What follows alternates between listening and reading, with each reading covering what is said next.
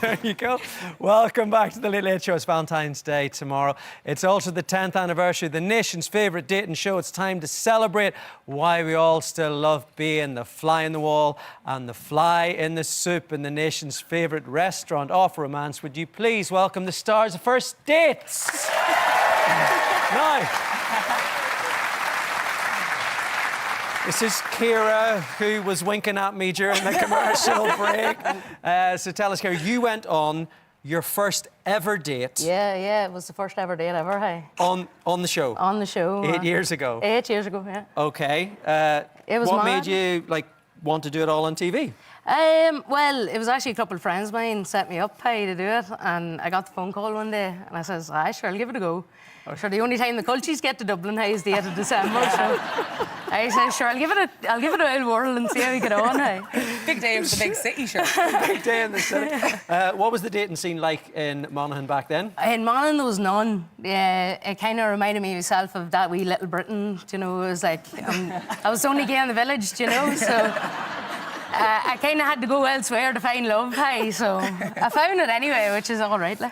What I love is, this is Shannon, who obviously was your first date, and the way that you're just looking at Ciara, this is just lovely. So what way were you looking at her when you saw her first? Was it love at first sight? Well, honestly, it was relief that I didn't already know her. Not that I was, big in Dublin or anything, but it's just such a small scene. I was afraid that I was going to know an ex, of a friend, of someone or a cousin. But no, luckily, I was glad when I didn't recognise it that it was going to be off to a good start. And then, sure, we were only there 2 seconds till you ordered me the baby Guinness, and that was love at first sight. And what happened after the show? Well, we left then. I went back home to Monaghan, and I came back up to Dublin then the weekend after, and I met Shannon for a couple of drinks, and then we went out after that, and after that, Paddy, then it was love it. Sure, you know yourself. Aye, Sure, you know yourself. The rest is history. That's it, I bullied her into going to my godmother's wedding, so yeah, she didn't have much of a choice, but no, you went, you stuck in well with the family anyway, they kept you, so. So she passed that test? Oh yes, and absolutely, with flying colours. And as Beyonce says, you liked it, so you put a ring on it. There we go. Amazing, brilliant. Yep. So, lucky enough, I trained Shannon into standing gaps as well for cattle. Oh, yes, to cap the gap. Aye. I have become a farmer, definitely. So, we got her trained up, Paddy. Right, OK. With an old bit of pipe. Oh, yeah. Get up, get Ryan. Aye, and then we bait the calves, but we had to bait her first.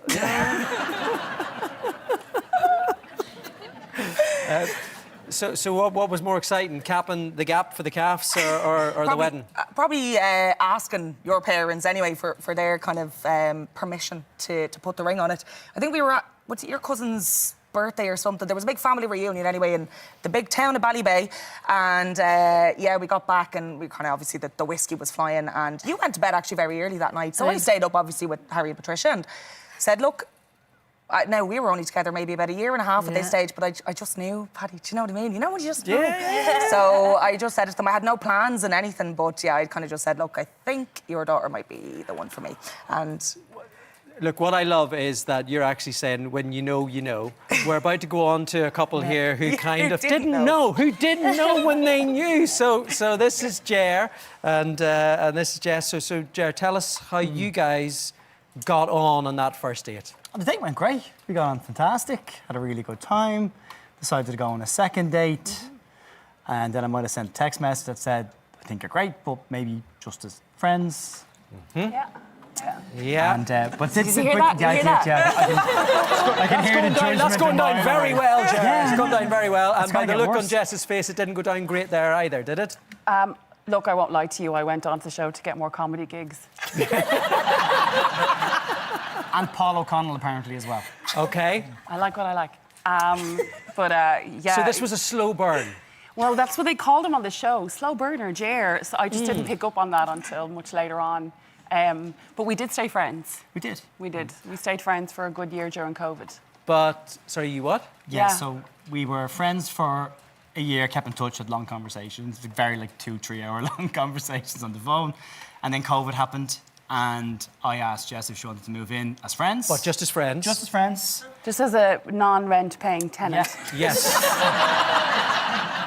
And then when that happened, fast forward Well, to... we used to go to Sunday dinner and Jess's parents as friends. We got a dog as friends. We used But to then- go shopping as friends, and I had a You friend. got married as friends? We got married as yeah. best friends. But yeah, it was funny because I had a friend of mine, Paul, my best mate, would come over to the house and regularly say to me, Can you not see this? No, and I'm like, I'm not wrecking the friendship. He goes, Brilliant. do this right in front of you. And then when I told my brother that we were seeing each other, he said, you've been seeing each other for 12 months. You just didn't realise it. So, so then when Jess decided she was actually going to move out, I heard her on a phone call saying she was going to move back to Dublin. And I didn't really want that to happen. So I said to her one night, I don't want you to go. And she said she didn't want to go. And then we got together properly. And you got married! You got married! We got married. So what's a first date wedding like? How did that work? Lots of tables for two, lots of cameras, or was it? You know what? I won't lie, and Jer knows this. I work in event management, so planning my wedding I was doing it for free. It upset me a lot. But we pretty much had the dream wedding. We had a great time. We really had a great day. It was friends and family and nobody else. And it was just 24 hours of complete and utter joy. Listen, if you're still single and you're out there, you need to give this show a go. We can't. They do a really good job. They really did, yeah. They really do. Rob, our producer, said he knew he'd gotten it right, even when we didn't know that he'd No, gotten when it right. you didn't When know. I didn't know. Look, sitting over here, we have James and Faith. James, you went on the show. Lots of people these days are on dating apps. You decided you want to just go on the telly, do the whole thing Yeah, in no, public. that's it. Like, come here, like, I've always been like a real confident out there person. Like, you know what I mean? Like, there's no messing. You get what you get. But like, I was on all the dating profiles, Hinge, Tinder, just full of situationships. You know what I mean? Like, it's not for me. I went on that looking for my wife and. Hang on, you went on the show looking for a wife. Oh, there was no messing with me. I was out straight, like. I wasn't going on there for no reason. I was going on there to meet the one for me, like. And you know? so whenever Faith walked in, did you I think... know straight away. As soon as I saw her, I was like, that's the one for me, like, you know? 100%. Faith, how did it go from your point of view? Well,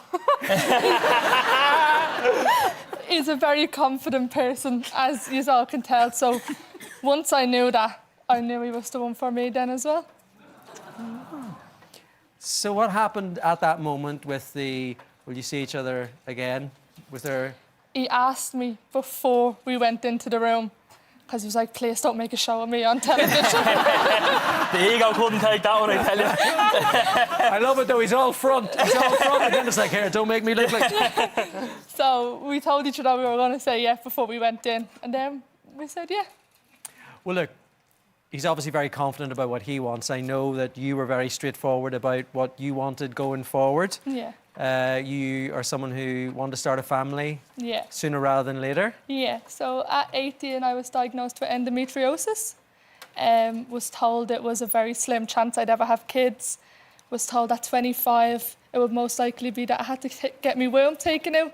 So yeah, it was hard to hear so young, especially always loving children and wanting to have my own. Well, look, you have stayed together. This man's got a smile on his face beside you. I have a smile on my face because I know you've got some news to share tonight. Yeah, so we're having a baby. There you go.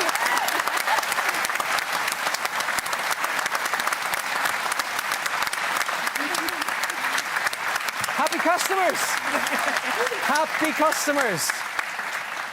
Thank you so much to all of you guys. Let's hear it for our stars of first dates. There we go. Now,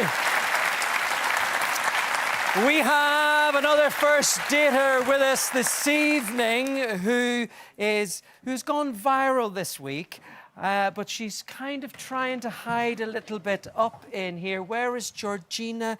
Here is Georgina. How you doing, Georgina? I'm doing fine, thank you. Well, I tell you what, so am I. Now I'm sitting beside you. You went on your first date in how many years on the show? I'd say about 65 years. Yeah, 65 years. And what made you say yes after all that time? I really done it for a laugh. To see was I capable. To see was I capable.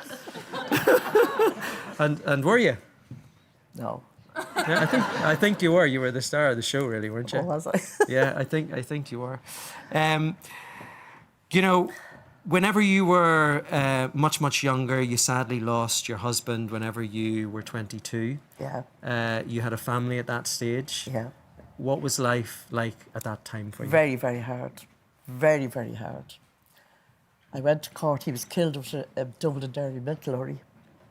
And I went to court when the case came to court, and the judge said, we have negligence on both sides. He walked out with a smile and I walked out with nothing. Only 3 children to rear on my own. And you had to rear those youngsters on your own? I'm very lucky I had a great family behind me because I'd never managed. My mother and father took the children to look after them while I went out to work. And I worked very hard. It was hard in them times. It's an awful lot easier now because we got nothing, and I mean nothing, when that happened. You did work hard. You put your best foot forward. You looked after your family. Yeah. They're all reared now. Oh, I have 2 of them, and they're old age pensioners. Yeah, brilliant. 2 of them. If you don't mind me asking, so if they're pensioners, that what age are you? You're. Give a guess. It's a trap. It's a trap. This is not the game that anybody wants to play. I'm 89. Behave yourself. Behave yourself. 89. Last week I turned 89. Look, I know that you ended up on the show and you ended up having a little date. Yes, I did, yeah. How did that go? A very, very nice man. He was a gentleman. We had a great chat. He told me all about his life. I told him about mine. And he was flabbergasted. He kept saying, I just can't believe you done all that. But I said, I did. And he was really lovely. He was the singer in a show band. And he sang a song for me. He did not. Yeah. Yeah. At the table, he sang a lovely song. And do you think there might be... No, I don't think so. Okay. Hard to get, playing hard to get. This is good news. This is good news. What would your advice be to anyone out there, any old born romantics watching tonight? Well, I have to tell the truth. You only fall in love once in your life. Everything else I do not believe is love. But you're here and you're smiling and you're thriving. I had a lovely husband. He was very good looking, big, tall, blonde, a great dancer, which I loved. And it was a terrible pity the way our life went. What I love, just listening to your story, and so many people go through things and so many people feel that they can't go on, and you did go on and you decided you have to go really on. fight it. You do, but I knew I had to get out and work to rear my children. Where was the money to come from? The government didn't give us that much. But through all of that, now you're here, and the fact that you are still living life, there's still a twinkle in the eye, you're prepared to go on this show. Yeah. You're an inspiration, I think, to a lot of people. You really are. Thanks for coming on the show. Thank you very much. Thank you. Thank you. Thank you very, very much.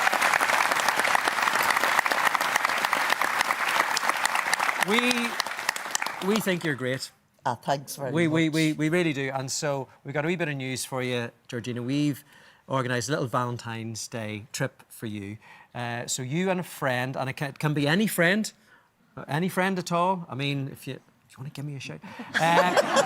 To the gorgeous 5-star Glenlow Abbey. I mean, look, give me... Would you be willing? I mean, tell me. As they say in the show bands. As they say in the show bands. Are you dancing? Oh, Are you asking? To the 5-star Glenlow Abbey. We're going to have a great time.